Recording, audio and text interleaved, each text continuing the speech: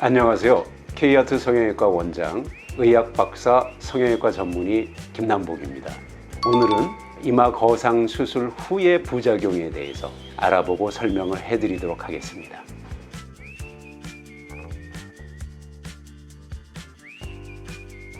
이마 성형 수술, 즉 이마 거상이나 볼륨 수술 또는 눈썹뼈 절삭 수술 후의 흉터에 대해서는 크게 걱정하지 않으셔도 되겠습니다.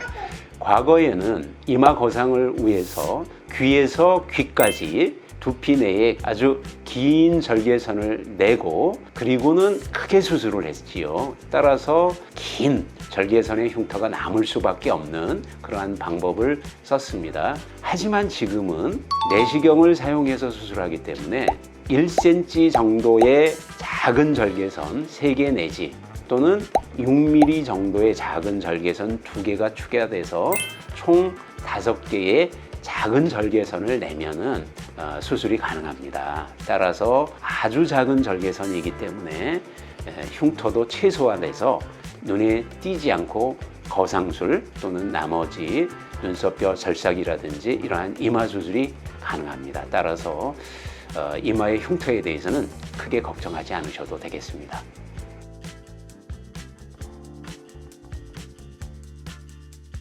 이마 거상 수술을 하면 우선 낮았던 눈썹이 위로 올라가서 아주 밝고 젊은 인상을 가지게 됩니다. 하지만 그 눈썹의 위치를 적절히 조절하지 못해서 눈썹이 너무 높게 올라가는 경우에는 좀 바보스러운, 우스꽝스러운 그런 인상을 좀 가질 수가 있습니다. 또는 눈썹의 기울기를 조금 잘못 맞춰서 바깥쪽만 올리게 된 그렇게 잘못된 경우에 사나운 인상이 좀 될 수는 있는데 그러한 경우는 매우 잘못되거나 드문 경우고요. 전체적으로는 눈썹이 올라가면 밝고 젊은 인상이 되는 것이고요. 또한 그러한 눈썹의 기울기는 우리가 수술 과정에서 어느 정도 조절이 되기 때문에 오히려 바깥쪽 눈썹이 높아서 사나운 눈썹도 우리가 안쪽을 더 올리고 바깥쪽을 덜 올림으로 해서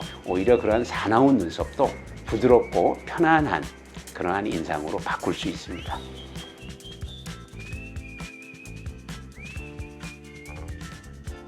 우리가 내시경으로 직접 들여다보면서 수술을 해야 되는 이유가 바로 그것입니다. 미간의 찌푸림을 방지하고 또 눈썹의 기울기도 어느 정도 고치기 위해서는 추미근의 절제가 반드시 필요합니다. 그것도 되도록이면 많은 양의 절제가 필요합니다.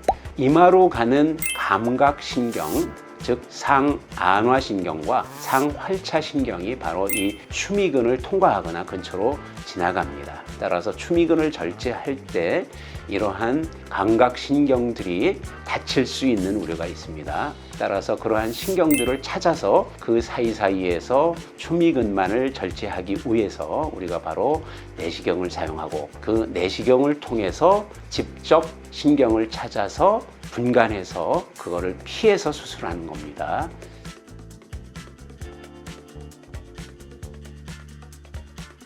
탈모 큰 문제가 되지 않습니다. 절개선을 통해서 우리가 내시경을 넣고 뼈를 깎는 등의 조작을 하게 되면은 모근이 진동에 약하기 때문에 일시적인 탈모가 올 수는 있습니다. 대체로 절개선 주변에 약간의 일시적 탈모가 온다 하더라도 보통 4 내지 6개월 정도가 지나면 거의 대부분이 다시 자라서 올라오게 됩니다. 혹여 충분한 시간이 지났음에도 불구하고 탈모가 잔존해서 일부 남는다면 그때 가서 그 잔존된 부분을 도려내고 그 부분을 좁혀서 꿰매준다면 부분적 탈모가 있는 것도 해결이 될 수 있습니다. 따라서 내시경 이마 수술로 탈모 문제는 큰 문제가 되지 않는다, 이렇게 말씀드릴 수 있겠습니다. 오늘 영상을 통해서 이마 거상술의 재수술에 대해서 비교적 상세히 알아보았는데요. 그래도 좀 더 궁금한 점, 상세하게 알고 싶은 점, 그런 것들이 있으시다면 우리 홈페이지에 질문을 해주시거나 카톡 아이디 K아트 PS362로 질문을 올려주시면 그에 대해서 자세하게 친절하게 안내해 드리도록 하겠습니다. 영상을 시청해 주셔서 감사합니다. 이상 K아트 성형외과 원장 의학박사 성형외과 전문의 김남복이었습니다. 감사합니다.